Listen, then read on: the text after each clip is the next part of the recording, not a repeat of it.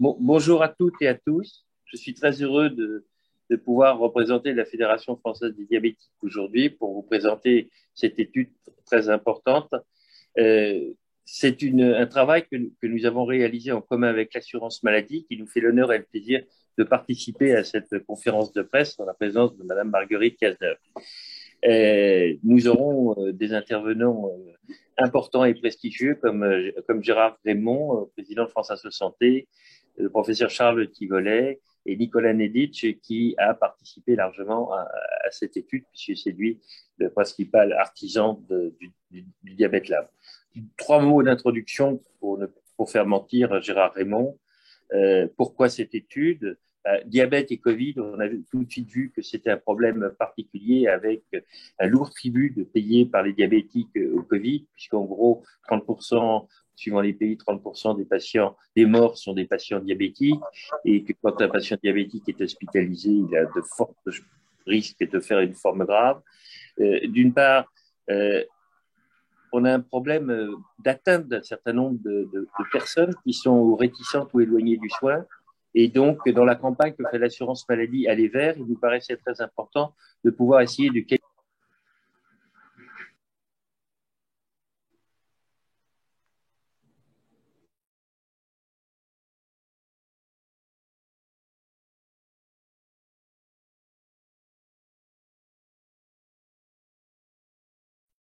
Vous avez le micro coupé.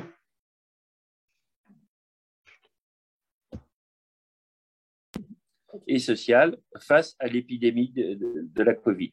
Voilà, donc je vais passer tout de suite la parole à Gérard Raymond pour qu'il puisse nous expliquer un petit peu ce qu'est le Diabète Lab qu'il a contribué à mettre en place. Alors, le programme de la matinée, donc présentation des enjeux de la vaccination, avec auparavant présentation du Diabète Lab, les résultats de Diabépi, comme je vous l'ai dit, et puis les propositions d'action communes faites entre l'assurance maladie et la Fédération française des diabétiques. Voilà. Ah oui, un petit problème de slide. Donc, Gérard Raymond, si tu veux nous dire quelques mots après la présentation du petit film sur les 5 ans du Diabète Lab.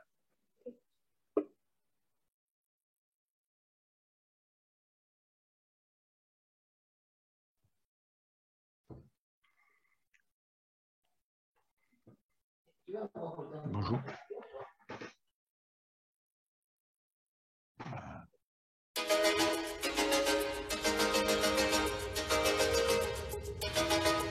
Le Diabète Lab a fêté ses 5 ans. Et c'est grâce à vous qu'il est toujours là. Un immense merci aux 5000 abonnés pour votre implication dans les études, vos témoignages et votre soutien. En 5 ans, le Diabète Lab a exploré de nombreux améliorer votre qualité.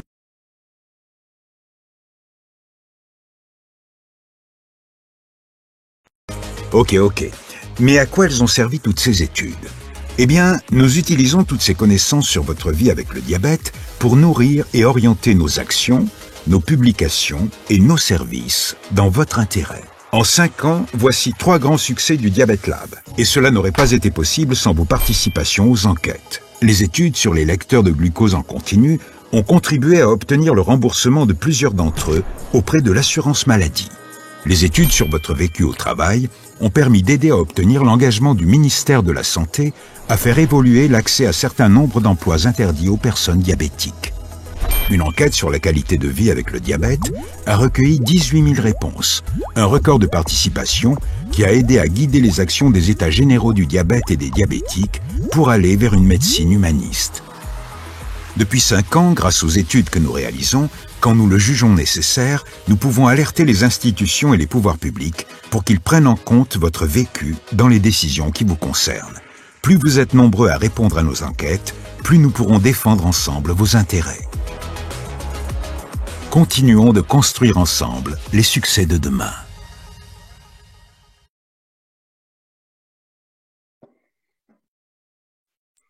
Merci beaucoup, Gérard. Si tu veux... Oui, je veux bien vous faire une rapide historique du Diabète Lab, mais beaucoup de choses ont été dites à cette magnifique vidéo.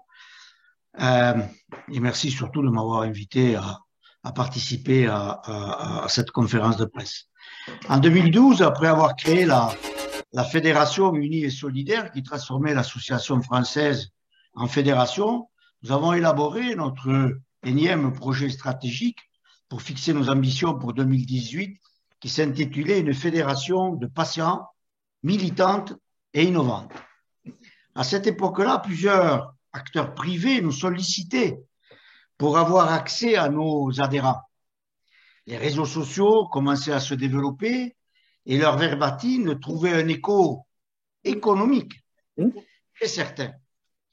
Nous parlions de défense et d'amélioration de la qualité de vie et nous devions trouver un outil capable de répondre à notre projet stratégique. Une innovation créée par les patients et pour les patients.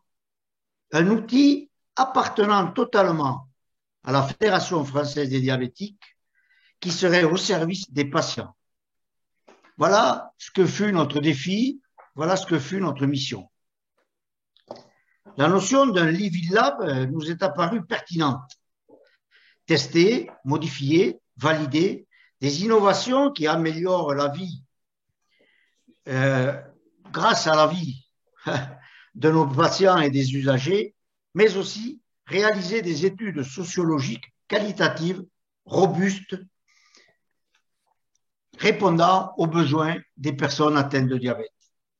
Pour cela, il nous a fallu un peu d'investissement et beaucoup de matière grise. Je voudrais évidemment saluer Carole Avril et Caroline Billot qui furent les maîtres d'œuvre de ce projet. Aujourd'hui, le Diabète Lab est reconnu par tous les acteurs, ce qui ne fut pas le cas au début. D'ailleurs, notre étude sur la lecture du glucose en continu que vous avez signalée n'était pas le premier acte de l'industriel, disent aussi des professionnels de santé. Nous avons su imposer notre étude et vous connaissez la suite. D'autre part, l'assurance maladie, que je me félicite d'avoir à vos côtés encore aujourd'hui, a utilisé 2 études du Diabète Lab pour ses propositions charges et produits en 2018. Fait unique. Le Diabète Lab a su évoluer, se structurer pour devenir une source de production et d'information et de connaissances sur l'expression de la vie des personnes atteintes de diabète. Ce dialogue crée un élan de confiance et de partage. Chacun se sent investi pour lui-même, mais aussi pour l'amélioration de la vie de sa communauté dont il fait partie. Le Diabète Lab permet donc à la Fédération française des diabétiques d'être un acteur incontournable pour l'ensemble des autres acteurs qui agissent sur le système de santé. Pas seulement pour son activisme, mais surtout pour sa force de proposition concrète, responsable qu'elle porte. La réussite du Diabète Lab réside dans la construction et la structure de son organisation. C'est un service qui appartient à la Fédération française des diabétiques, qui est totalement indépendant et qui agit en toute transparence. C'est aussi un exemple pour tout le mouvement associatif aujourd'hui, avec le développement de la stratégie du numérique en santé, du recueil et de l'utilisation des données de santé, les associations d'usagers de la santé, si elles veulent remplir leur mission auprès de leur communauté, tout comme auprès des pouvoirs publics et privés, doivent se doter d'outils leur permettant de faire des études sociologiques en vie réelle, comme nous disons.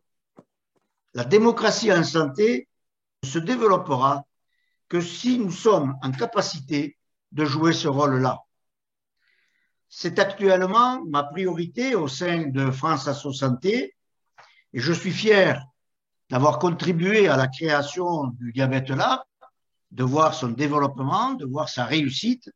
Et l'étude Diabépi que vous allez présenter est un excellent exemple à suivre. Je vous remercie. Merci beaucoup, Gérard. C'était effectivement une expérience passionnante et qui va avoir des débouchés dans l'avenir. Ne serait-ce que, comme exemple, nous avons signé un partenariat avec le Health Data Hub pour pouvoir faire de l'étude en vie réelle sur les populations diabétiques et leur comportement à travers des requêtes sur le système national de données de santé. Nous en reparlerons plus tard. La vaccination la vaccination en général, mais plus particulièrement du Covid chez les personnes diabétiques présente des enjeux tout à fait particuliers. Le professeur Charles Tivolet, nous avons sollicité pour que vous nous présentiez ces enjeux plus particuliers et notamment à travers toutes les productions qui ont été faites, parfois en commun d'ailleurs avec une étude de Diabète Lab, sur la vaccination chez les diabétiques. Mais dans le cas particulier du Covid, pourriez-vous nous éclairer? Merci Jean-François. Tout d'abord, je voudrais remercier la FFD et notamment son vice-président Jean-François Thébault de m'avoir convié aujourd'hui. Il est clair que la Société francophone du diabète et la Fédération française des diabétiques sont très proches sur beaucoup de thématiques et j'ai beaucoup de plaisir à pouvoir avancer de façon conjointe. Et ces 2 ans de vie commune ont été vraiment très, très productifs. Alors, vaccination, Covid-19 et diabète, je voudrais souligner 3 points essentiels. D'abord, l'importance clinique. Jean-François Thébault a évoqué tout à l'heure l'impact de la Covid-19 sur le diabète, avec une contribution importante malheureusement des diabétiques dans les formes graves. Il y a quelques points cliniques d'importance, en particulier la conséquence d'une infection virale comme la Covid sur le déséquilibre de la maladie, du diabète, parfois difficile à compenser. Deuxièmement, il y a la relation entre certaines comorbidités comme l'obésité ou l'hypertension artérielle qui viennent aggraver l'évolution clinique. Enfin, une réaction inflammatoire particulièrement plus importante chez les sujets jeunes qui nécessite l'administration de corticoïdes qui perturbent l'équilibre de la glycémie et qui complexifient encore un peu plus la prise en charge du diabète pendant cette infection virale aiguë. Le deuxième point sur lequel je voulais insister, c'est l'évolution préoccupante des variants. Actuellement, on en parle beaucoup. Il y a, de par ces variants, un changement de la distribution des formes graves et notamment en ce qui concerne l'âge des personnes touchées. Des sujets sont plus jeunes. Habituellement, on pensait avec le premier confinement qu'ils étaient plus ou moins protégés. On s'aperçoit désormais qu'il n'y a plus vraiment de protection. Il est donc très important d'insister sur cette évolution un peu des profils pour comprendre un petit peu les interactions qui peuvent être délétères. Enfin, je pense que le troisième point, c'est insister sur vaccination pour une action pour sa santé, bien sûr, mais aussi pour la collectivité. Et je pense qu'il est particulièrement important dans le cadre des personnes avec un diabète de bien comprendre leur engagement par rapport au système de santé et de montrer dans cette responsabilité toute une action collective.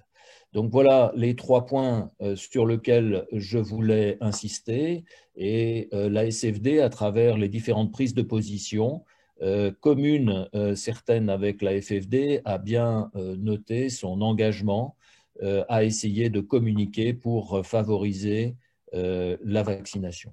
Voilà, Jean-François, les points que je souhaitais évoquer. Merci beaucoup, Charles. Donc, c'est un enjeu très important pour les patients diabétiques, mais aussi pour toutes les autres maladies chroniques.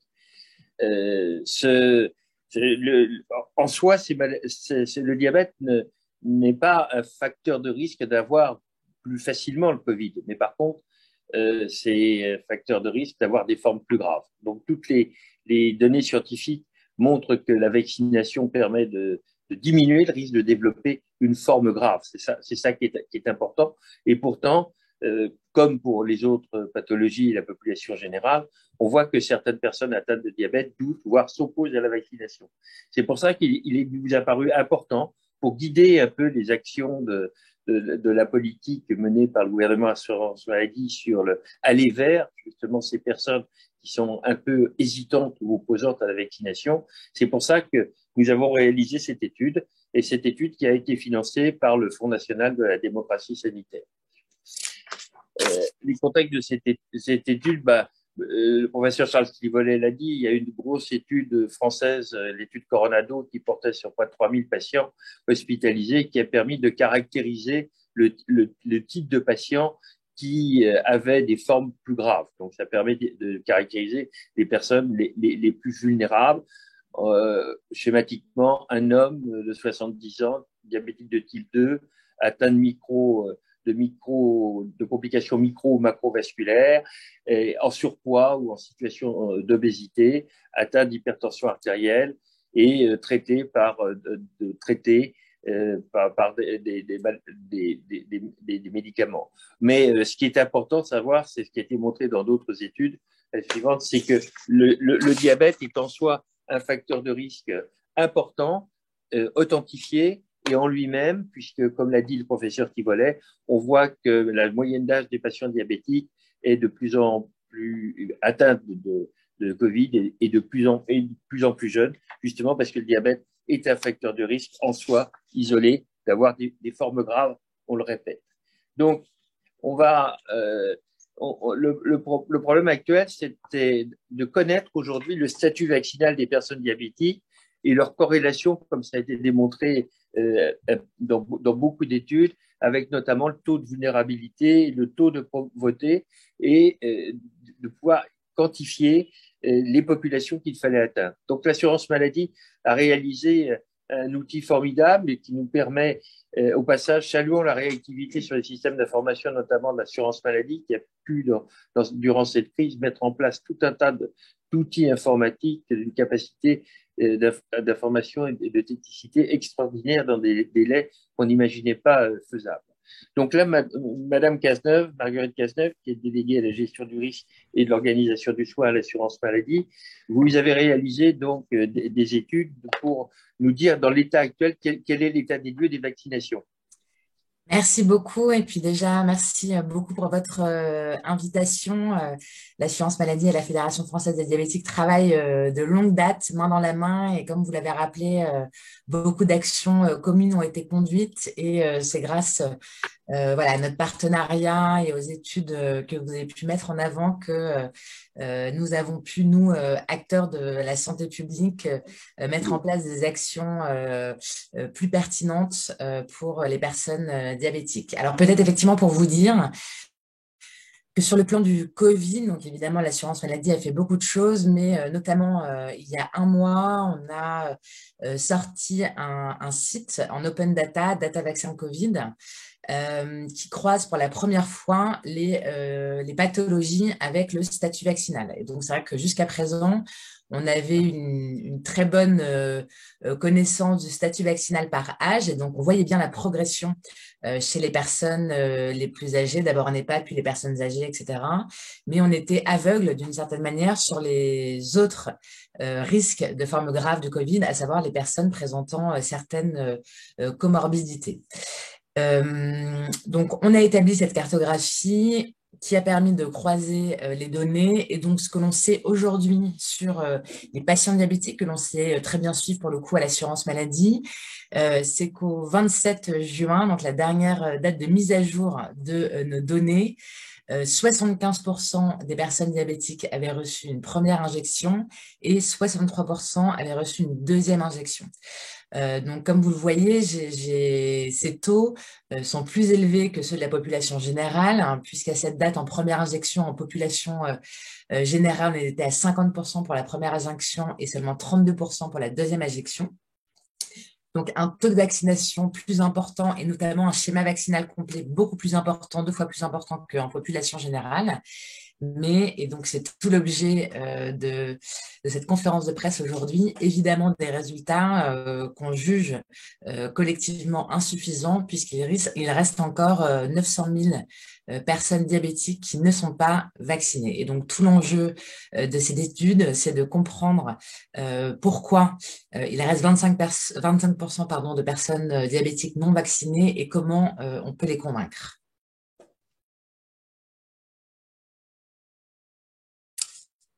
Alors, nous sommes servis impunément des courbes du système d'information de l'assurance maladie pour montrer un petit peu. Alors, c'est pas les mêmes chiffres parce que c'est pas la même date. Nous avions arrêté le compteur le 23 mai pour que ce soit comparable avec les résultats de l'étude Diabépi.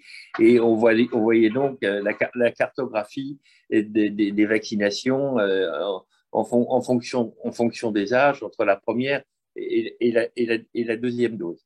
Ce qui est intéressant dans cette cartographie, c'est quand on le compare également avec le taux de pauvreté des cartographies des taux de pauvreté selon l'âge de référent fiscal. Et vous voyez donc cette courbe qui montre ce taux de pauvreté en France.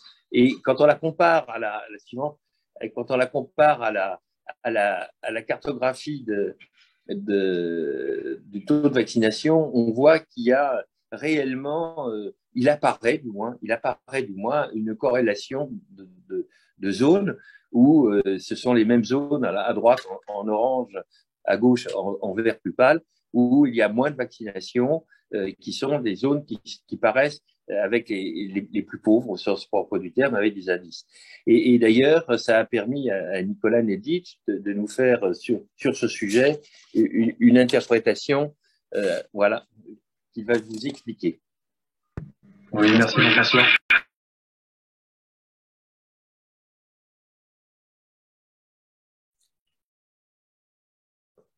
Vous êtes en mute, on ne vous entend pas.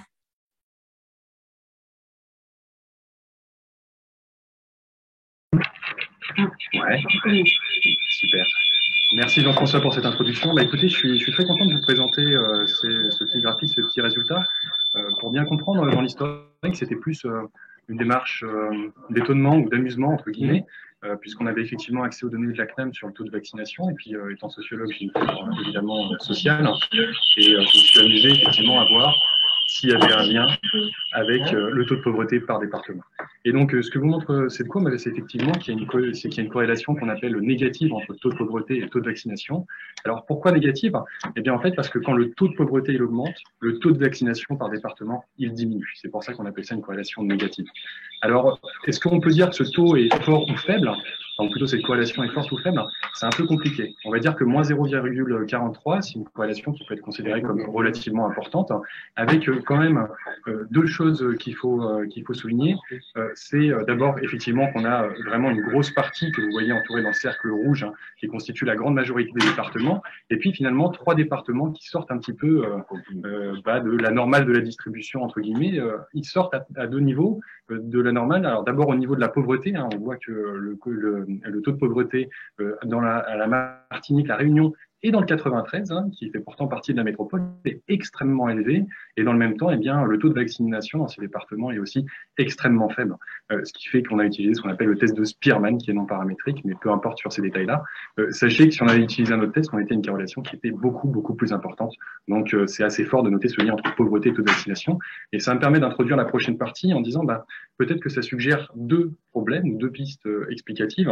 La première, est-ce que ça serait pas au niveau de l'organisation du système des soins? Est-ce que les départements les plus pauvres ne seraient pas aussi les moins bien desservis en termes de médecine? Et puis la deuxième, est-ce que ce ne serait pas une problématique, entre guillemets, des caractéristiques de la population qui sont associées à ce territoire?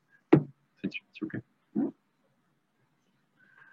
Donc effectivement, après cette approche macro, je vais vous présenter les résultats de l'étude Diabépi. Alors ce sont les résultats synthétiques, c'est toujours à crève-cœur de devoir faire des choix, mais bon, écoutez, on pourra répondre à vos questions après. Alors déjà, c'est vrai que le diabète, c'est un véritable enjeu de santé publique, notamment parce qu'on sait que sa prévalence, elle est estimée à environ 5,2% de la population française. C'est énorme, en sachant qu'il y a une différence entre ce qu'on appelle les diabétiques de type 1 et le diabète de type 2, et le diabète de type 2 qui compose à peu près 90% de l'ensemble des personnes atteintes de diabète. Non seulement c'est extrêmement important, mais en plus de ça, des projections épidémiologiques qui sont faites dans 20, 40, 50 ans montrent qu'il va y avoir une véritable explosion, notamment dans les pays occidentaux.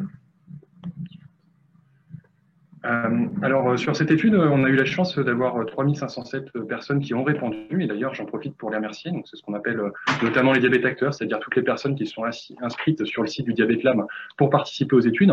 Mais je remercie également toutes les personnes qui sont abonnées à la newsletter de la Fédération, qui généralement répondent également à cette étude, aux personnes qui nous suivent sur les réseaux sociaux, et notamment Facebook, ainsi qu'à toutes les associations fédérées. Donc, 3507 répondants, même s'il y a des biais sur les études comme ça, eh bien, écoutez, c'est quand même relativement important, donc ça permet de faire des études qui sont intéressantes. Donc, merci encore à vous toutes et à vous tous. Au niveau des caractéristiques de la population, on avait un âge moyen qui était de 59 ans. Alors, 59 ans, pour une étude qui porte sur le diabète de type 1 et de type 2, c'est quand même relativement bas. Mais vous verrez parce qu'il y a une surreprésentation de personnes diabétiques de type 1 qui sont majoritairement plus jeunes. Et au niveau du ratio homme-femme, donc on avait 52% de femmes et 48% d'hommes, ce qui est à peu près équilibré, ce qui correspond assez bien à la réalité du diabète. En ce qui a trait aux caractéristiques plus sociodémographiques, alors j'ai fait un regroupement pour les analyses, c'est beaucoup plus simple. C'est-à-dire qu'il y a 44% de la population qui a un niveau d'études qui est inférieur ou égal au niveau du baccalauréat, et 56% de la population qui est supérieure ou égal à bac plus 2. Et ce qui est assez intéressant, c'est de noter que finalement, dans toutes les études du Diabète Lab, c'est-à-dire plutôt chez les personnes qui participent spontanément aux études, on a plutôt une population qui est éduquée, on pourrait la qualifier comme ça. Et évidemment, le niveau d'études est corrélé à ce qu'on appelle la catégorie socio-professionnelle, c'est-à-dire en fait la profession, selon une nomenclature qui est bien établie par l'INSEE. Et également, j'ai fait les deux mêmes regroupements, c'est-à-dire qu'on va dire on a 43% de personnes qui sont issues des catégories socio-professionnelles, agriculteurs, artisans, commerçants et chefs d'entreprise, ainsi que ouvriers employés. Plutôt des personnes qu'on va qualifier comme ayant finalement un faible niveau de revenus et également une forte insécurité sur le marché de l'emploi et par extension un niveau d'études qui est plutôt bas, et 57% de personnes qui sont issues de ce qu'on appelle les professions intermédiaires. C'est un peu compliqué de se rendre compte, c'est une catégorie qui est très générale, mais l'exemple que je donne souvent, c'est que les professeurs des écoles, par exemple, font partie des professions intermédiaires, ils ont un niveau d'études qui est généralement élevé, et puis les cadres et professions intellectuelles supérieures. En ce qui concerne les caractéristiques qu'on pourrait considérer comme associées à l'état de santé des répondants, eh bien, on a effectivement 47% de personnes diabétiques atteintes de diabète de type 1 et 53% de diabète de type 2. Comme je vous le disais, on a une très très forte surreprésentation de personnes atteintes de diabète de type 1, ce qui pourrait être interrogé dans un autre contexte que cette étude, mais finalement ça rejoint à la fois un état de maladie et puis aussi des personnes qui sont plus jeunes et souvent avec un niveau d'études qui est plus élevé, mais ça c'est un biais qu'on a, mais c'est pas très important dans le cadre de notre étude. En ce qui a trait aux problèmes de santé de ces personnes-là, eh bien déjà, il faut bien comprendre que dans cette population, on a seulement 24% des répondants qui déclarent ne pas avoir d'autres problèmes de santé que le diabète. 24%, c'est quand même pas énorme. Dans les problèmes qui apparaissent le plus fréquemment, eh bien, en première position, on a l'hypertension artérielle. En deuxième position, l'obésité. En troisième position, la douleur chronique. Et en quatrième position, les problèmes cardiaques. Et j'aimerais ajouter une donnée on a dû faire le tri, mais qui a son importance, c'est que parmi les 3507 répondants, il y avait 30% de personnes qui déclaraient avoir un diabète qui n'était pas très bien ou qui était très mal équilibré. Donc on est plutôt sur une population également qui est un petit peu dans l'incertitude, on pourrait dire quelque part biologique. Et ces facteurs-là, ces problèmes identifiés, sont également des facteurs de risque associés à une évolution défavorable de la Covid-19. En ce qui concerne l'exposition à la Covid-19, alors on a 79% des répondants qui déclaraient ne pas avoir été contaminés par la Covid et 10% qui déclaraient avoir été testés positifs ou avoir eu des symptômes ou avoir eu le médecin qui les a orientés vers cette piste de diagnostic. Écoutez, on a un biais parce que c'est du déclaratif, c'est-à-dire on peut pas vérifier que les personnes aient vraiment été contaminées ou pas. Mais cela dit, on peut faire confiance aussi aux gens, et ce qui montre quand même un taux de contamination qui est relativement important. Et pour les personnes qui ont été contaminées, ce qui est aussi intéressant, c'est de voir que la très très grande majorité d'entre elles, elles ont été prises en charge en ambulatoire, c'est-à-dire à domicile. en gros, elles sont restées en convalescence chez elles. Et puis, 14% des personnes qui ont été admises à l'hôpital, dont 3% en réanimation, ce qui fait quand même quelque chose d'assez important, hein. Les statistiques, ça rend pas toujours, comment dire, honneur, enfin, ça reflète pas toujours le quotidien des personnes, c'est un peu dur de s'en rendre compte, mais 3% sur 3, ça fait quand même assez important. La suite.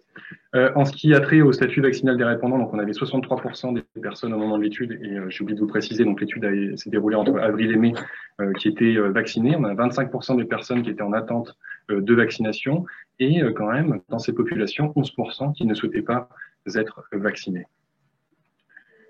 Et sur un indice un petit peu plus synthétique, on avait posé la question aux participants de savoir s'ils étaient plutôt ou très favorables à la vaccination. Et de façon générale, il faut quand même souligner qu'on avait 85% des répondants qui étaient plutôt ou très favorables, hein, ce qui est quand même un chiffre extrêmement important. Mais dans ce contexte, on avait quand même 15% de répondants qui se déclaraient pas ou pas du tout favorables à la vaccination. On a regroupé en 2 catégories pour que ce soit plus simple à analyser. Et c'est vrai que finalement, la question qui nous a véritablement intéressés, c'était d'essayer de savoir s'il y avait des caractéristiques qui étaient associées à ce rapport à la vaccination. Et donc, pour ça, on a fait plusieurs analyses statistiques, notamment ce qu'on appelle des analyses par des régressions logistiques, enfin, peu importe les termes, et par clustering, c'est-à-dire pour essayer d'identifier des profils de population. Et donc, ces analyses, elles ont permis de mettre en exergue, finalement, on va considérer de façon générale 2 profils de patients. Et donc, sur le profil de patients, les personnes qui sont le plus favorables à la vaccination, eh bien, on a d'abord une caractéristique qui est associée aux gens, c'est-à-dire les hommes. En fait, les hommes sont plus favorables que les femmes à la vaccination. Donc ça, c'est un premier élément. Et c'est un élément important parce que c'est un élément qu'on retrouve de façon générale dans l'ensemble de la littérature, ce qui montre aussi que notre étude, malgré les limites méthodologiques qu'elle peut avoir, eh bien, elle est confortée par d'autres données. C'est un élément qui est également intéressant, et je vais faire tout de suite la discussion par rapport aux femmes, c'est que généralement, dans une famille, eh bien, c'est les femmes qui s'occupent de la vaccination. Il y a plusieurs articles qui l'ont démontré. Donc, quand on voit que les femmes sont moins favorables que les hommes à la vaccination, eh bien, évidemment, ça pose des questions en termes de vaccination, notamment des plus jeunes, donc notamment des enfants. Une deuxième caractéristique qu'opposent les personnes qui sont les plus favorables et les personnes qui sont les moins favorables à la vaccination, eh bien, finalement, c'est le niveau d'études. Et en fait, on voit que les personnes qui sont les plus favorables, eh bien, ce sont celles qui ont un niveau d'études qui est potentiellement, enfin, qui est significativement, même d'ailleurs, pardonnez-moi, plus élevé que les personnes qui sont moins favorables. Donc, notamment avec un niveau d'études qui est supérieur à Bac+2. Et ce qui est lié à ce niveau d'études, c'est notamment, encore une fois, la catégorie socio-professionnelle. Donc, évidemment, les personnes qui sont les plus favorables sont plutôt les personnes qui font partie de ce qu'on appelle les professions intermédiaires et les cadres de professions intellectuelles, et les personnes les moins favorables, plutôt associées aux catégories sociales, ouvriers, employés.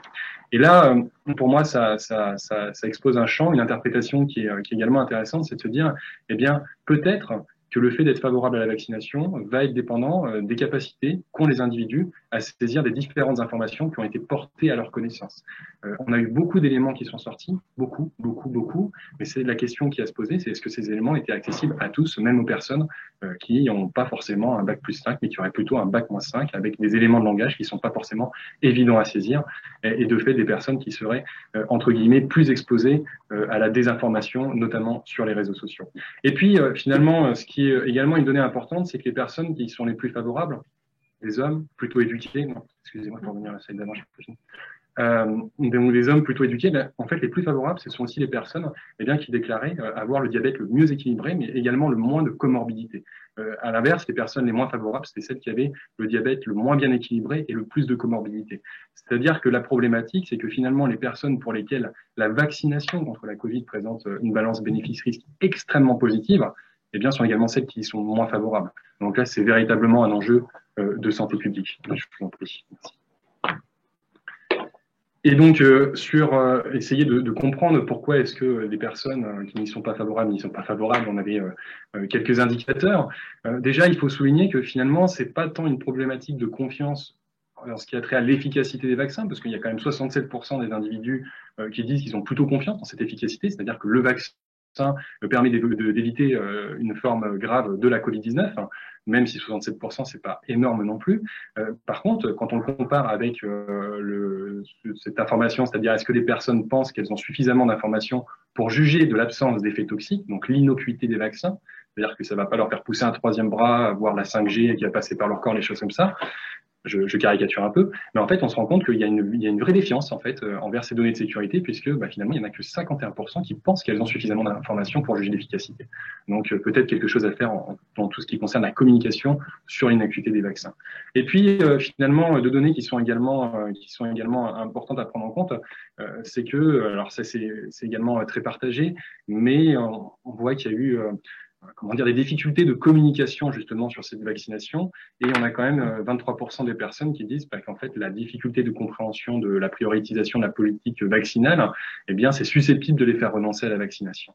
Donc ça, dans les éléments de langage, c'est important à prendre en considération. Et de façon aussi générale, c'est un indicateur qui n'est pas sur l'infographie, mais qui apparaît juste en dessous et qui est extrêmement important. C'est de se dire qu'il y a également quelque part une défiance envers les autorités de santé, puisque finalement, on avait pris un score qui était entre 1 et 7, avec 1, c'est une absence totale de confiance, et 7, une confiance totale. Eh bien, le score moyen de total dans les décisions prises par les autorités de santé est seulement de 4,4 sur 7. C'est un petit peu plus que la moitié, mais c'est pas non plus énorme. Donc, ça veut dire qu'il n'y a vraiment pas forcément cette confiance envers les autorités de santé. Faut bien insister là-dessus. Et je pense que là, je passe la parole à Madame Cazeneuve.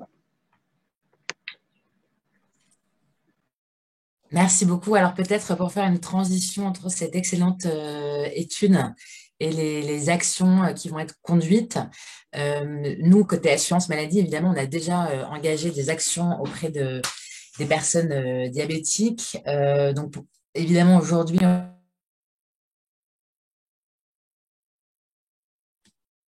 votre micro s'est coupé. Je recommence. Est-ce que vous avez coupé mon micro? C'est bon? C'est bon, allez-y. Donc, on est aujourd'hui dans une situation où on a des doses de vaccins qui sont disponibles partout. Nous, côté assurance maladie, on a contacté l'ensemble des personnes diabétiques avec un numéro coupe-fil. Et en fait, on l'a fait plus généralement pour toutes les personnes présentant une pathologie à risque et toutes les personnes bénéficiaires de la C2S, pour aller dans le sens de ce qui avait été dit sur la corrélation entre le taux de pauvreté et le faible taux de vaccination. On a beaucoup d'actions au local qui sont également conduites en lien avec les associations de lutte contre la pauvreté et les associations de santé. Et pour aller dans le sens en fait de ce qui vient d'être dit par cette étude, on a nous à l'assurance maladie un service Sophia qui est bien connu par la Fédération française des diabétiques, et donc on a lancé une initiative d'aller vers, et donc on appelle les adhérents diabétiques du service Sophia par des infirmiers conseillers en santé pour leur proposer un rendez-vous de vaccination. Et donc, ce qu'on voit depuis quelques semaines sur les résultats provisoires est assez intéressant et très convergent en fait avec ce qui vient d'être présenté. Donc, on a pour 75% des appels, les adhérents sont déjà vaccinés, donc ça correspond quasi parfaitement au niveau de vaccination au niveau national. Pour 8% des appels, on a des rendez-vous qui sont déjà pris par l'adhérent. Donc ça, c'est plutôt positif. Ça veut dire que dans les prochaines semaines, on a des personnes diabétiques, notamment des jeunes, qui ont prévu de se faire vacciner. Ils l'ont pas encore fait, mais ils ont bien prévu de le faire. On a 1% des appels, alors ça paraît très faible, pour lesquels, j'allais dire, notre appel permet de prendre un rendez-vous. Donc, c'est pas beaucoup. Et en même temps, évidemment, chaque rendez-vous pris est une bataille gagnée contre le Covid. Et on retrouve ce 16% de refus de prise de rendez-vous qui correspond à ce qui vient d'être dit précédemment, c'est-à-dire environ 15% de personnes qui ne veulent pas se faire vacciner. Et donc, on voit bien qu'aujourd'hui, l'enjeu, en réalité, il y a maintenant une accessibilité du vaccin partout en France. On a des messages qui ont été passés partout, et donc toutes les personnes qui devaient être informées ont été informées. Et donc, on voit bien que les 15% de personnes qui refusent de se faire vacciner, c'est elles qu'il faut qu'on aille convaincre. Et c'est tout l'enjeu du coup des actions des prochaines semaines pour les autorités de santé en lien avec la fédération, et sur les fondements, j'allais dire, de l'étude qui vient d'être présentée, c'est de trouver les arguments pour aller chercher ces personnes qui refusent la vaccination alors même qu'elles sont très à risque de développer une forme grave de Covid.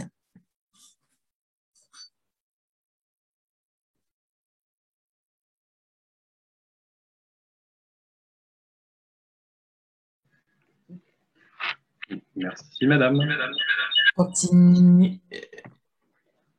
Je continue, pardon. en lien sans doute avec ce que vous allez pouvoir dire. Je pense que nous portons les mêmes conclusions, la Fédération française diabétique et l'assurance maladie, à savoir que voilà, il faut évidemment adapter les messages et il faut porter une attention particulière aux personnes ayant un faible niveau d'études, de revenus et d'accès à l'emploi, ce qui a été montré par l'étude. Et voilà, ce sont à la fois celles qui bénéficient le moins de la vaccination et celles qui sont le moins favorables. Et donc, c'est une conclusion que nous tirons ensemble, en tout cas de manière commune, à la fois de par votre étude et nous, de ce qu'on voit sur le terrain et au cœur de nos actions auprès des personnes diabétiques.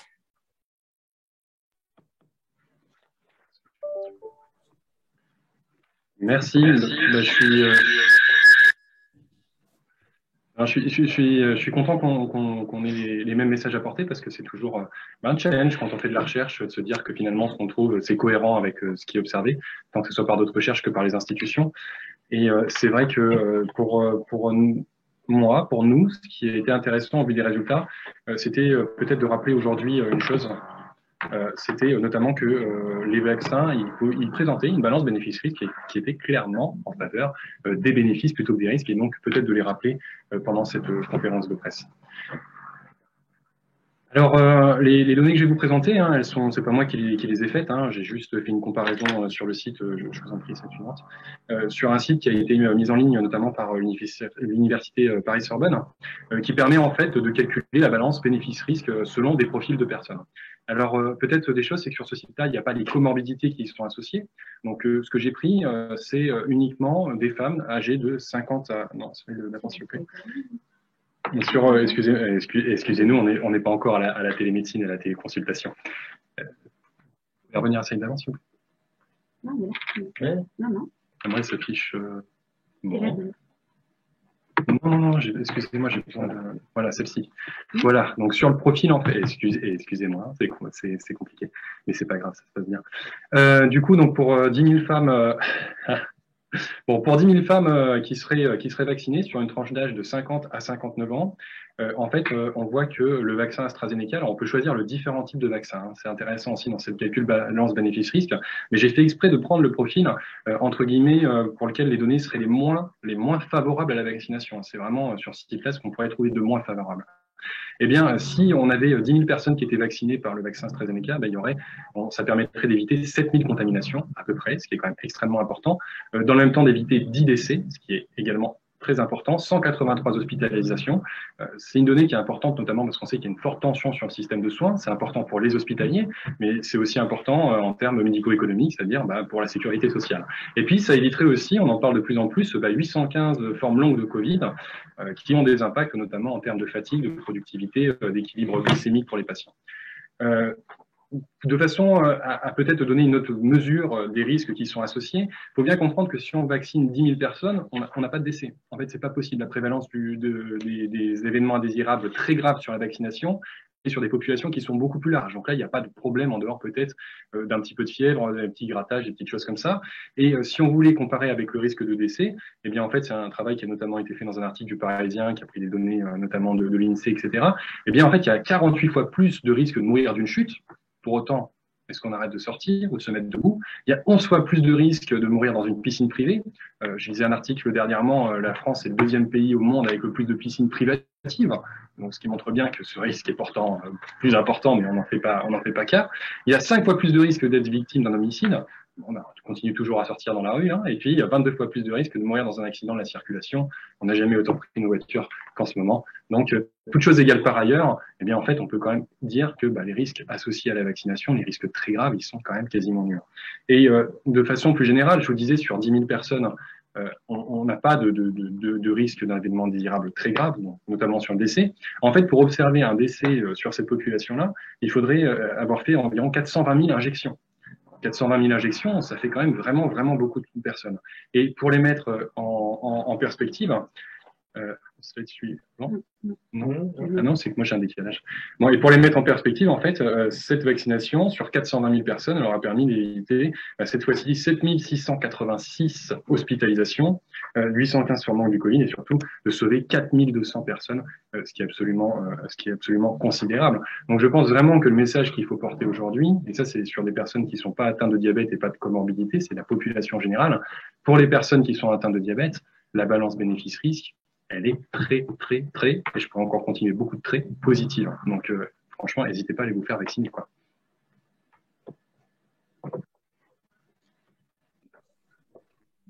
Bien, merci beaucoup, Nicolas, pour cette présentation qui est très riche. Toutes les diapos seront à votre disposition, bien entendu, y compris dans une version un peu plus longue avec des chiffres plus précis de ce qui a été dit à l'oral par Nicolas, parce qu'on n'a pas voulu surcharger, sachant que la présentation d'origine fait pratiquement 80 diapositives, et encore c'est la version dite légère. Et alors, toutes ces données nous ont permis de proposer et de réfléchir sur comment faire pour aider l'assurance maladie à toucher des patients qui en ont le plus besoin. Et donc, les questions, c'était qui cibler d'abord plus particulièrement, hein. On a vu que le taux, finalement, plus on cible, plus on est efficace. Alors, les femmes, encore une fois, on ne va pas stigmatiser, mais les femmes, les personnes à faible gradient social de santé, donc on le voit, il n'y a qu'à regarder les cartes qu'on vous a présentées, où ça saute aux yeux de voir les départements où il faut où il faut continuer d'aller vers le plus possible, le 95, le 93 par exemple, et les départements d'outre-mer qui posent des problèmes particuliers. Comment faire? Les réseaux sociaux, on a vu que les réseaux sociaux chez les personnes qui étaient réticentes au diabète avaient une très forte importance. Par notre réseau d'associations fédérées, puisqu'on a 90 associations fédérées sur le terrain qui peuvent faire des actions locales, et c'est la richesse de la fédération, la presse féminine, la PQR, la presse quotidienne régionale, qui est, je crois, très présente au cours de cette conférence de presse et qui sont des relais d'opinion très importants dans les communes, que ce soit par la presse papier ou que ce soit par la presse vidéo régionale. Et puis, bien entendu, l'assurance maladie qui a déjà commencé à faire pas mal d'actions via Sophia. Madame Cazeneuve va nous en reparler juste après. Alors, que leur dire?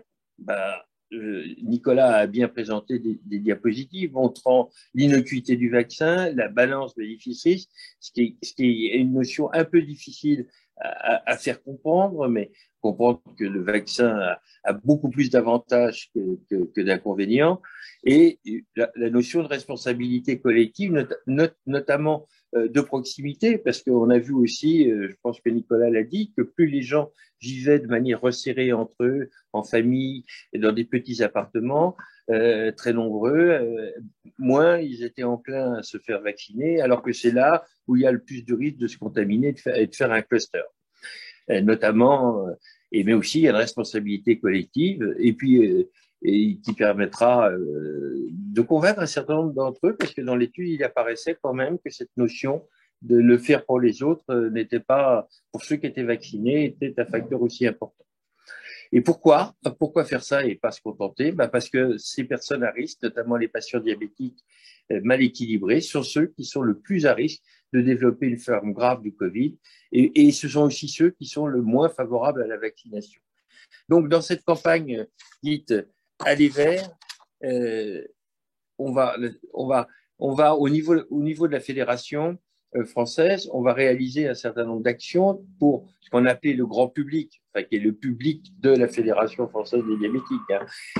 Entendons-nous réaliser des messages avec des visuels associés, des affiches, et des bandeaux numériques qu'on va essayer de faire distribuer le plus possible par nos associations fédérées qui font un travail sur le terrain extrêmement important, réaliser des brochures pédagogiques sous forme de BD ou en formation numérique, surtout essayer d'adapter notre communication dans les réseaux sociaux, Instagram, Facebook, Twitter, sur lesquels la fédération est présente, mais on va essayer de renforcer encore. Et puis, on l'a dit, les parutions dans la presse des médias adaptés, notamment la presse féminine, et une diffusion auprès de la presse nationale et régionale de ces différents éléments. Et c'est pour ça qu'il y a cette conférence de presse et que vous êtes là. Nos associations fédérées vont recevoir un kit grand public afin de les aider d'avoir les arguments les plus adaptés possibles pour essayer d'avoir les contre-arguments. On va faire des guides avec eux, on va travailler pour avoir accentué la possibilité d'une diffusion locale auprès des populations à risque. Le relais à la CNAM, donc je vais demander à Marguerite Cazeneuve si elle veut bien commenter ce que le dispositif Sophia va permettre de faire. En plus, en sachant quand même que Sophia, c'est plutôt des gens qui sont déjà informés puisqu'ils ont adhéré, et ainsi que les actions qu'on pourra faire vers les acteurs de santé. Madame Cazeneuve. Merci beaucoup. Donc, effectivement, on communique auprès des assurés.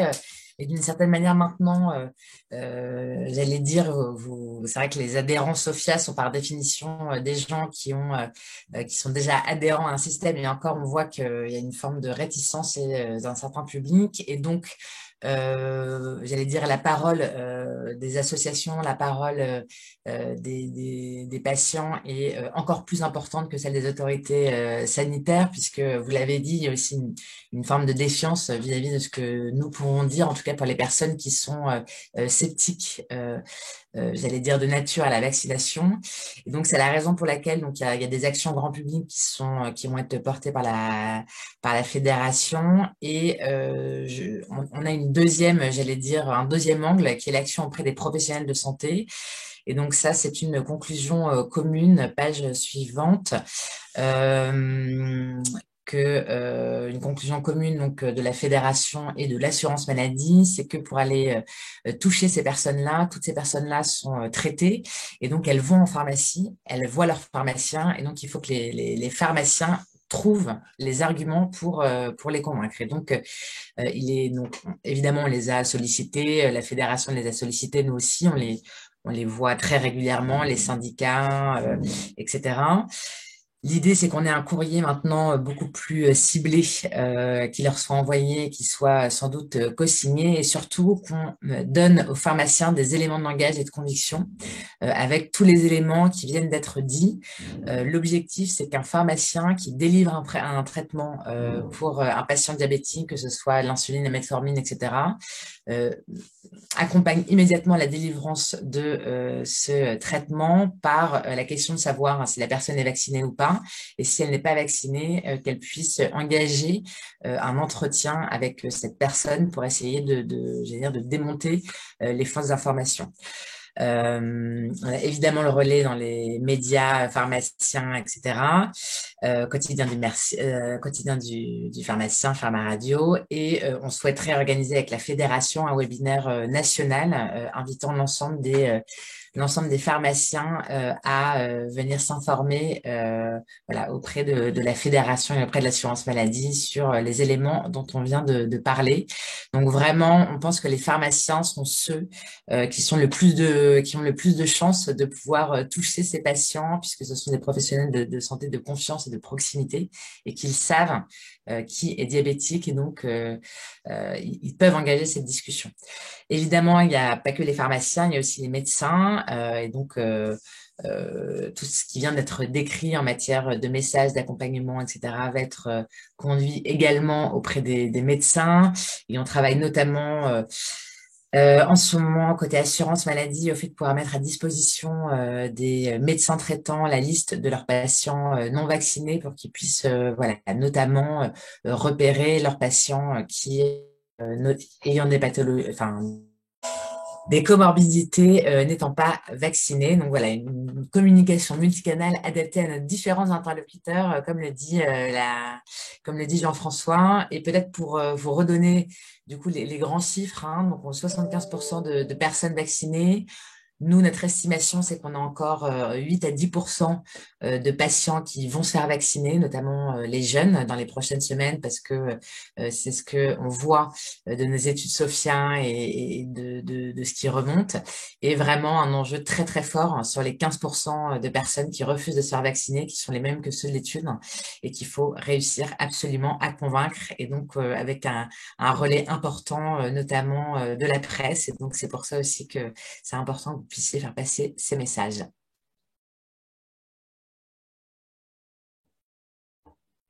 Merci beaucoup, Marguerite Cazeneuve. Merci beaucoup d'avoir participé à cette conférence de presse. Merci à vous tous qui êtes là présents pour écouter. Merci à Nicolas. Merci à Gérard Raymond qui nous a quittés parce qu'il doit se rendre par avion à Paris, donc, ainsi que le professeur Tivolet.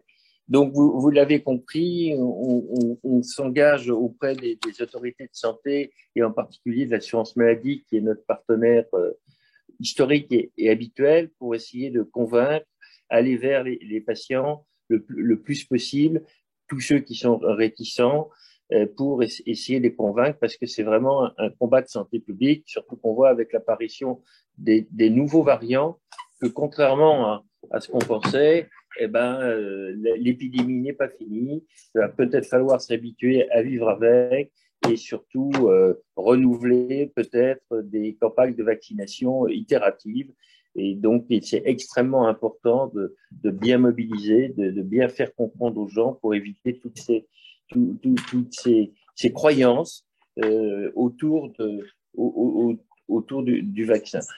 Faut noter quand même que ça a considérablement évolué parce qu'entre la défiance qui existait avant que le vaccin n'arrive au tout début, quand on a parlé de l'ARN messager, maintenant on a plutôt un engouement d'une grande partie des gens qui voulaient, et en particulier sur les fameux vaccins ARN messager, puisque c'est sûr qu'il y a une grande partie des gens qui souhaitent d'avoir, et donc on attend avec impatience qu'ils puissent être disponibles chez les pharmaciens, si ça ne l'est déjà, notamment parce que ça permettra d'avoir une plus grande proximité avec les gens.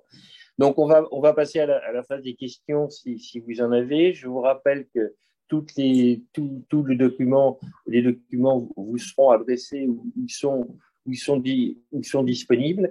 Et je vous donne la parole. Nous sommes tout à fait prêts à répondre à vos questions. Et je remercie encore Madame Cazeneuve d'avoir bien voulu participer à cette conférence de presse. C'est très, très significatif. Merci beaucoup pour votre invitation et merci pour cette étude très intéressante. Voilà. Alors, les questions, ça se passe comment? Pas de questions pour le moment. Si. Non, j'ai pas écrit. Mais on va peut-être leur laisser. On va laisser 2 minutes. Moi, je peux laisser, je peux répondre. Oui. Voilà. Alors, on a déjà des questions qui sont arrivées par écrit. Donc, Nicolas. Oui.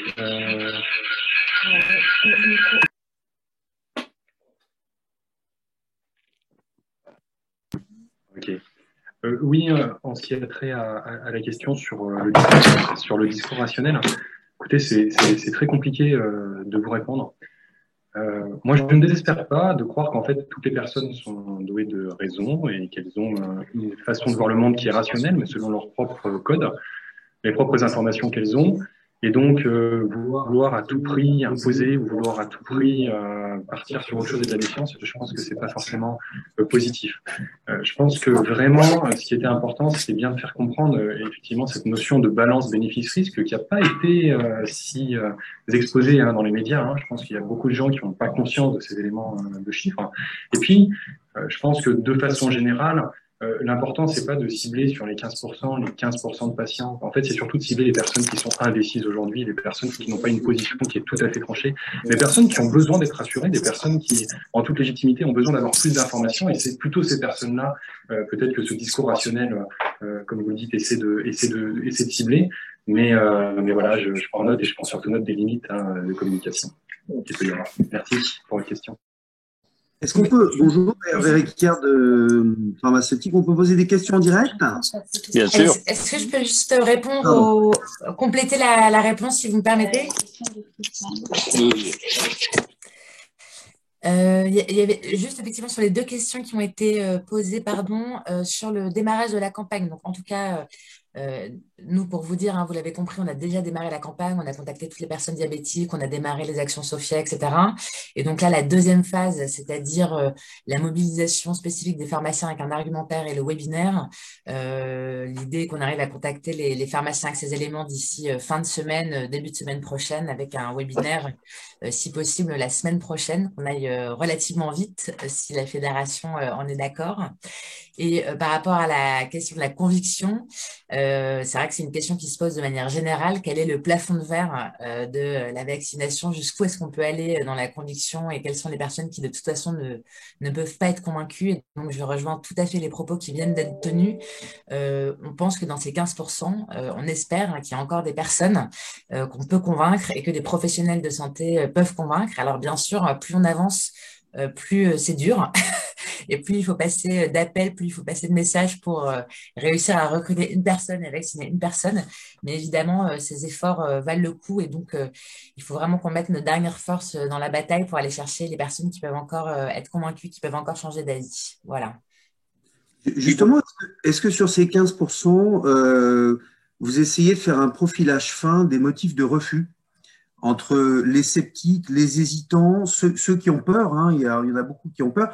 Je pense qu'on n'ira pas chercher la part de ces 15% qui sont dans un refus idéologique. Ce sera difficile. Mais effectivement, ça serait intéressant peut-être d'estimer la proportion et d'avoir des éléments de langage adaptés pour les différents profilages de refus, me semble-t-il.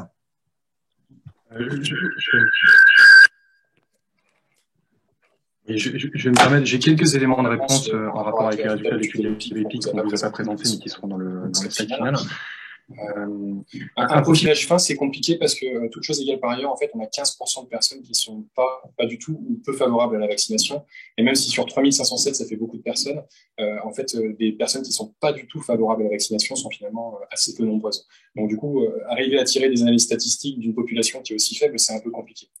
Alors, en revanche, ce qui apparaît de façon assez claire, c'est que c'est vraiment ce qui va être déterminant, c'est le niveau d'études.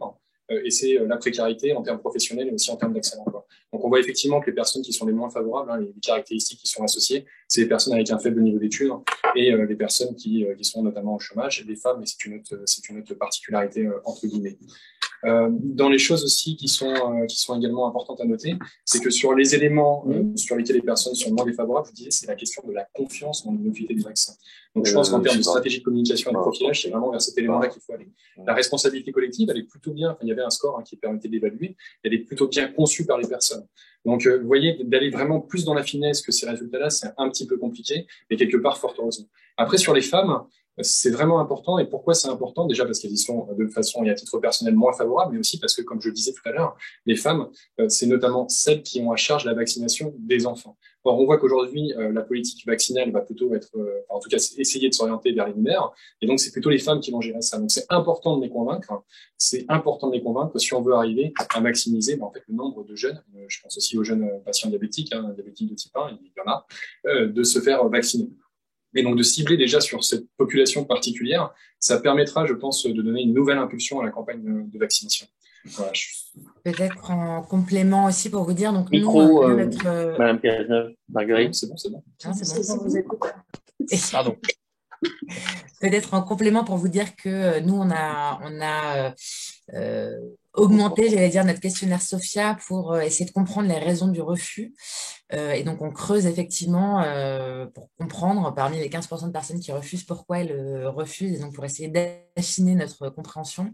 Et donc, vous avez tout à fait raison. Là, vraiment l'objectif des c'est de trouver des éléments de réponse à des inquiétudes particulières. Donc, je trouve que l'étude qui a été faite par la Fédération française des diabétiques permet de cibler déjà quelques messages, comme ça vient d'être dit.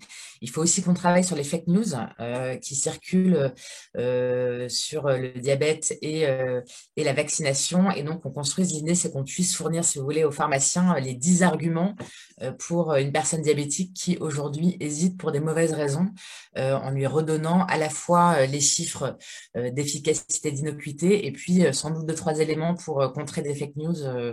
Voilà, par exemple, sur l'interaction avec les traitements, ce genre de choses. Oui, ce qui est important aussi de noter, c'est que on est dans une épidémie qui va être au long cours, hein, qui va peut-être devenir endémique. Et donc, s'acharner sur les 15% qui restent, c'est aussi en prévision des rappels éventuels, parce qu'on voit que l'apparition de variants va peut-être nécessiter qu'il y ait des rappels itératifs. Et donc, c'est un travail de longue haleine que l'on commence. Et pour répondre à la question sur est-ce que la vaccination protège du variant Delta, aujourd'hui, oui, à condition d'être complète.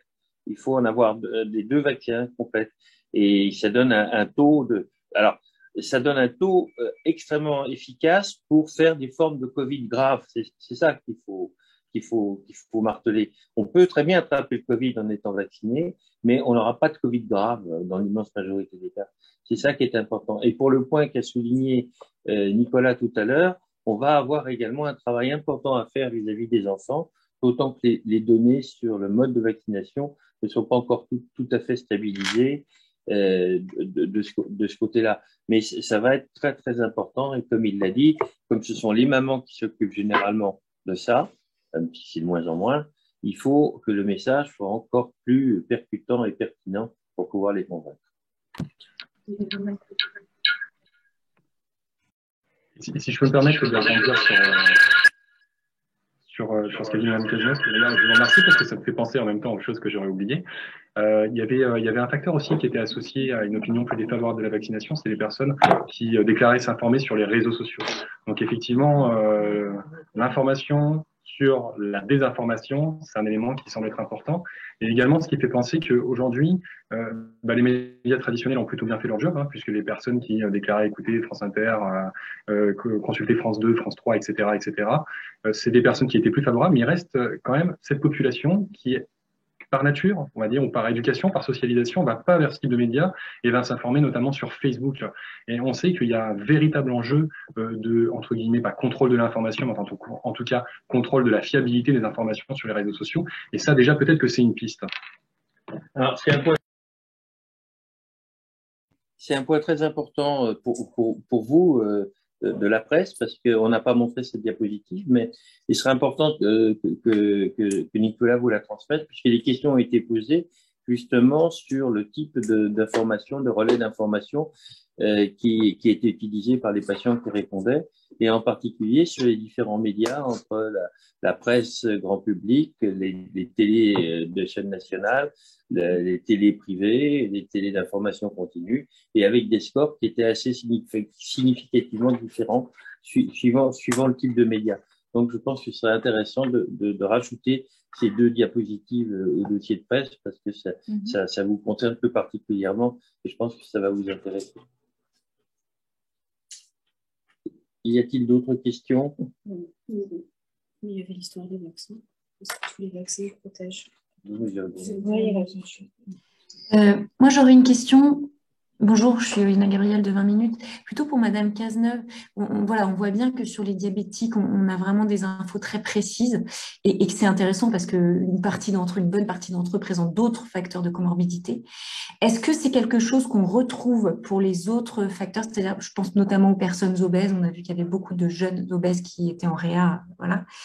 Est-ce que c'est à peu près cette proportion, ce fameux 15%? Est-ce que c'est quelque chose qu'on retrouve à peu près ou est-ce qu'on n'a pas encore d'études sur les autres facteurs de comorbidité? Alors, je vous invite à aller sur Data Vaccin Covid, où en fait, il y a la cartographie de l'assurance maladie, où vous voyez par pathologie le niveau de vaccination.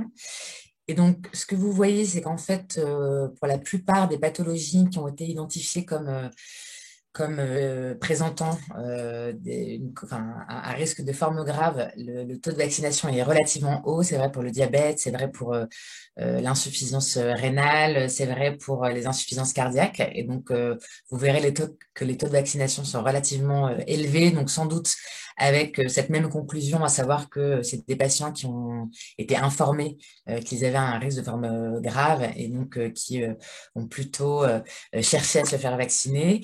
En revanche, vous verrez aussi que sur l'obésité, alors nous, on n'est pas capable à l'assurance maladie de repérer toutes les personnes obèses, c'est-à-dire avec un IMC supérieur à 30. En revanche, on est capable de repérer les personnes en situation d'obésité qui ont eu un séjour hospitalier. Et donc, il faut regarder en direct, mais leur taux de vaccination est quand même assez faible. Donc, on sait qu'on a un sujet. Et par ailleurs, on sait qu'on a aussi un sujet sur les pathologies psychiatriques, sur lesquelles on est quand même très en retard en matière de vaccination, avec là une stratégie totalement différente qu'il faut qu'on construise en matière d'aller vers. Donc voilà. Donc globalement, sur les pathologies où il y a le plus grand nombre de personnes, les comorbidités les plus, j'allais dire, les plus évidentes, les plus connues, comme le diabète, l'insuffisance cardiaque, etc., plutôt oui. Sur l'obésité, un retard plus important et une plus grande difficulté en fait à aller chercher ces personnes, puisqu'elles n'ont pas nécessairement de traitement, etc. Donc il faut qu'on trouve des outils un peu différents. Et donc on travaille beaucoup avec la filière CSO, la filière obésité, mais on a une vraie réflexion à conduire parce que c'est des patients, j'allais dire, moins identifiables. Et un sujet sur la psychiatrie sur lequel on travaille pour que, à minima, tous les établissements de psychiatrie puissent vacciner les patients in situ. Oui, sur l'obésité, c'est un point particulier et très important parce que on parle par exemple des diabétiques jeunes. Les diabétiques jeunes n'ont pas plus de risque que les autres de faire de forme grave, sauf s'il y a des maladies associées et notamment l'obésité. Et on a vu dans les statistiques qui ont été montrées sur les hospitalisations en réanimation et les décès, que les personnes diabétiques jeunes qui avaient ces formes très graves étaient essentiellement des personnes, sauf si elles avaient d'autres pathologies très lourdes à côté, mais des personnes atteintes d'obésité. Et dans notre argumentaire aussi, on pense que c'est très souvent lié, l'obésité et le diabète, et que le pharmacien est un bon vecteur, parce que si l'assurance maladie n'a pas la capacité de voir la physionomie à travers le système d'information. En revanche, le pharmacien, il a des visus, il connaît sa patientèle. Et donc, c'est effectivement une campagne qui pourrait être conjointe dans ce domaine-là, sur cette pathologie-là, si tant est qu'on considère l'obésité comme une pathologie, comme un état. Mais néanmoins, l'obésité est un facteur de risque important. Et on pense que les pharmaciens pourraient avoir un rôle important à jouer également. Nicolas voulait intervenir également. Pardon, je me permets juste de compléter. Je rejoins tout à fait ce qui a été dit. C'est vrai que sur l'obésité, donc ça fera partie de la campagne auprès des pharmaciens. Là, j'ai retrouvé le chiffre, sur le site sur l'obésité, donc l'obésité morbide, avec un séjour hospitalier. On est à 63% de vaccination, donc c'est quand même faible. Et évidemment, ça, on parle des personnes en situation d'obésité qui sont passées par l'hôpital et donc qui ne couvrent pas du tout l'ensemble de la population des personnes ayant un IMC à risque, pour lesquelles on pense que le taux de vaccination est encore plus faible. Oui, je voudrais compléter en extrapolant un petit peu les données des études d'IABETI. Donc, comme je vous l'avais dit, il y a 27% de personnes qui sont atteintes de diabète et d'obésité. Donc, on a quand même une population sur 3507 personnes, ça fait quand même un certain nombre d'individus. Ce qui est intéressant de voir, c'est qu'en fait, il n'y avait pas d'influence significative de l'obésité comme complication particulière sur le rapport à la vaccination. Donc, par extrapolation, on peut dire sur cette population de personnes obèses, il n'y aura pas forcément en fait de différence par rapport au résultat de notre étude. Après, c'est une petite étude avec toutes ces limites-là, mais voilà. Mais le point sur lequel je pense qu'il faut vraiment insister, et là, c'est peut-être la fibre sociologique qui parle, c'est sur la problématique des inégalités sociales de santé et plus particulièrement sur le gradient social de santé, c'est-à-dire le lien qu'il y a entre la position dans la hiérarchie sociale, comprise comme niveau d'études, niveau de salaire, accès à l'emploi, et la santé. En fait, il y a des maladies, et ça on oublie souvent de le dire, mais il y a des maladies, c'est le cas pour le diabète et c'est aussi le cas pour l'obésité, qui sont, et le Covid également d'ailleurs, qui sont fortement corrélés en fait à ces situations, à ces facteurs-là. Et on voit bien en fait ce qui va être intéressant, c'est quelle que soit la pathologie, en particulier pour celles qui sont associées à ces inégalités sociales de santé, qui ne sont pas strictement génétiques, eh bien d'aller faire de la prévention parmi ces populations-là, parce qu'on va retrouver exactement les mêmes réticences. Donc je pense que ça, c'est le message aussi un petit peu général, moi, que je trouve important de passer, quoi.